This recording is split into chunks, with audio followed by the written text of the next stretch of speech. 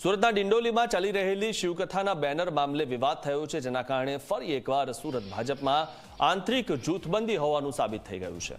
શિવકથાના hoardings મફતમાં લગાવવાની પહેલા મંજૂરી આપી અને પછી ઠરાવ પાછો ખેંચી લીધો।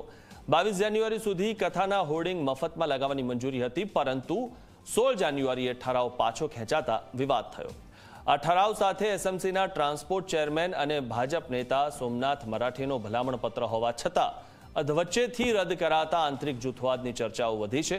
સોમનાથ મરાઠેનું કહેવું છે કે ઠરાવ રદ કરી મારું અપમાન કરાયું। હું આ મામલે હાઈકમાન્ડને ફરિયાદ કરીશ, જરૂર પડે તો રાજીનામું આપવાની મરાઠે તૈયારી બતાવી છે।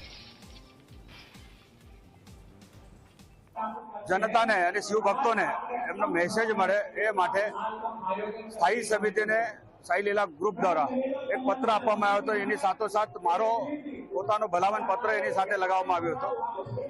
આ સંદર્ભે 4 તારીખથી 4 જાન્યુઆરીથી 22 જાન્યુઆરી સુધીનો સ્થાયી સમિતિએ શાહ પબ્લિક સિટીને 80 જેટલા હોર્ડિંગ્સ વિના મૂલ્યે લગાવવા માટે પરમિશન આપી હતી અને એ હોર્ડિંગ્સ અમે લગાવ્યા હતા, પરંતુ ફરી સ્ટેન્ડિંગ કમિટી 15 તારીખે મળી અને આ ઠરાવને રિમૂવ કરી આ ઠરાવને 4 થી 16 સુધી જ રાખવા માટેનો નવો ઠરાવ જે થયો, એના કારણે આ વિવાદ થયો।